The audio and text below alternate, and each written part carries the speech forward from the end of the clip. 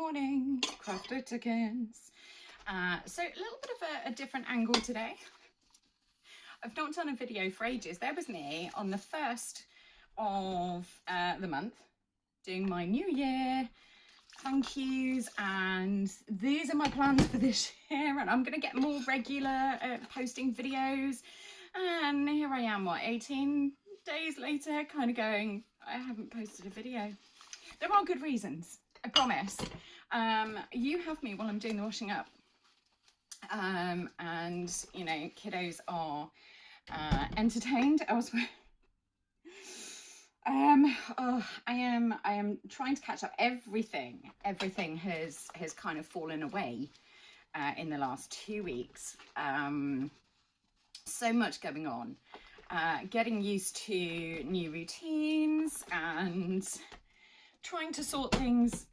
Kind of real life gets in the way, and medical stuff has got in the way.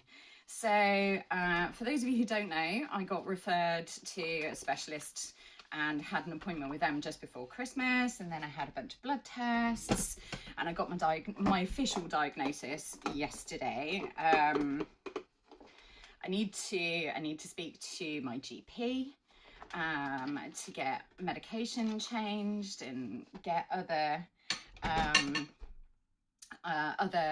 specialist help. So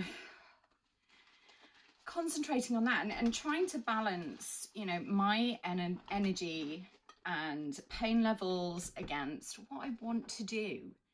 For anyone who is chronically ill with any chronic illness, mental health or physical health, invisible illnesses or seen illnesses, that balance can be really tricky, because, you know, there are always responsibilities, whether that's other people or responsibilities, you know, to paying bills or employers or whoever. And then you also have, you know, trying to balance what you want to do against your health needs. So I've had to put this into crafty terms. I had to take a break from being creative.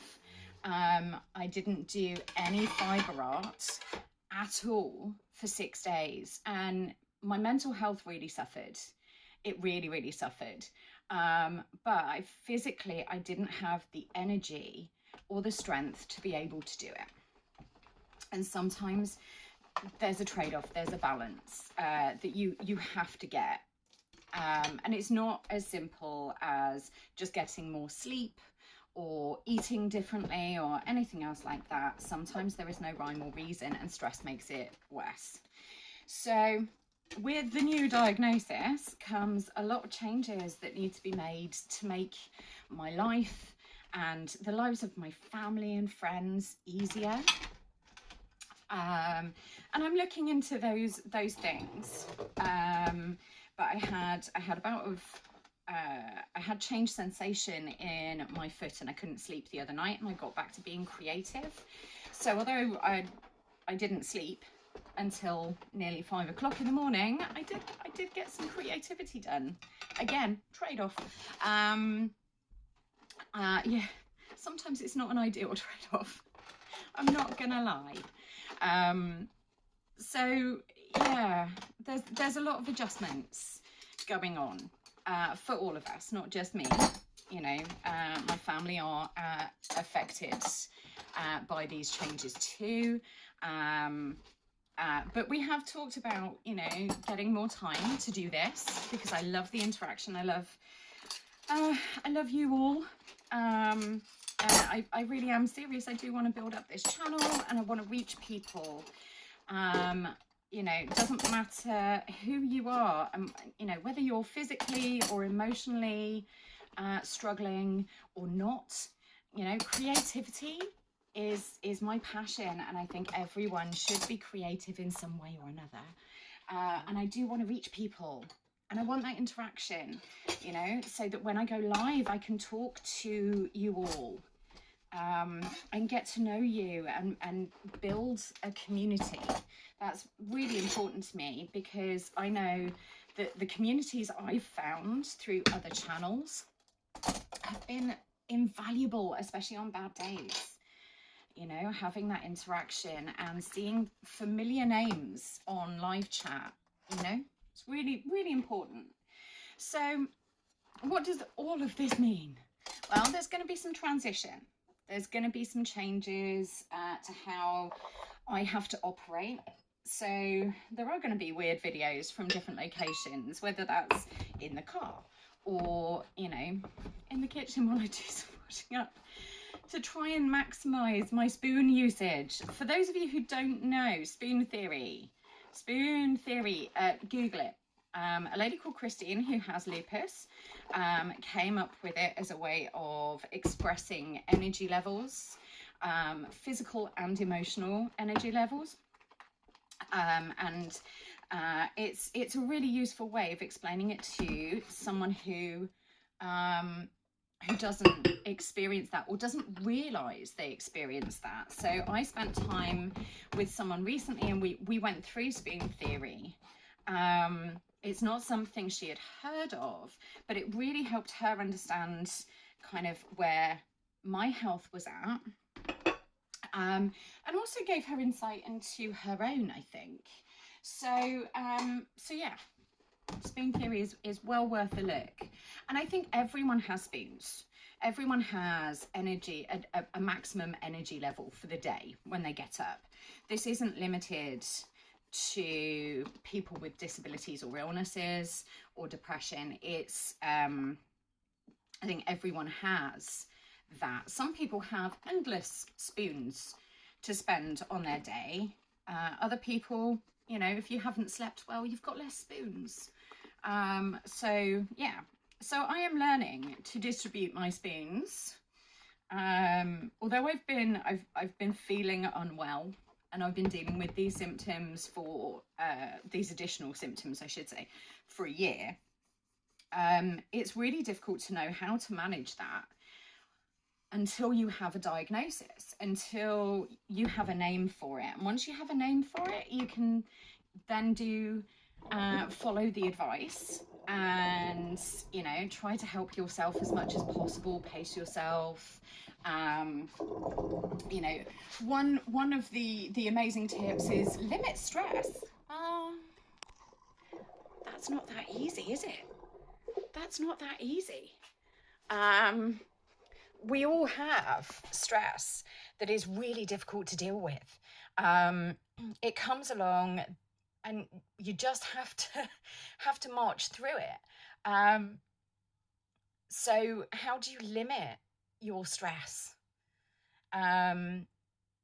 So, you know, there's a lot of stuff that just, I have no idea. But it's nice. It's not the best news in the world, but it could have been a lot worse. And it is what it is. We've just got to work out how we're going to make it work for us. And that's easier said than done. But I am back to being creative, and I am trying to put positive spins on things, and, you know, keep putting one foot in front of the other. That's the thing. So I wanted to check in and just let you know. I will, once I have a bit more of an understanding of the new diagnosis and what it means for me specifically. You know, because everyone experiences illnesses differently. That's not limited to big diagnoses either. You know, if you have a cold, you and your best friend get a cold, you're both going to experience different things in that cold. So, you know, for me, it'll go straight to my sinuses, and I will be, you know, just bunged up and very heady.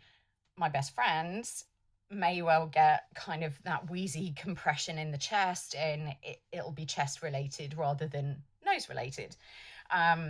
So, and that's the same for big diagnoses. Not everyone is going to have the same symptoms. So at the moment I'm trying to get to grips with what it means for me. And at some stage I will do some videos about those, those things. A cross between a bit of general education about the illnesses, but also how they specifically affect me, because that's what, I'm not a doctor, so I don't want to give medical advice or anything else like that. All I can do is speak from my experience, but hopefully it'll help kind of, pass on the education, and anyone with the same kind of thing will feel some solidarity because they're not alone.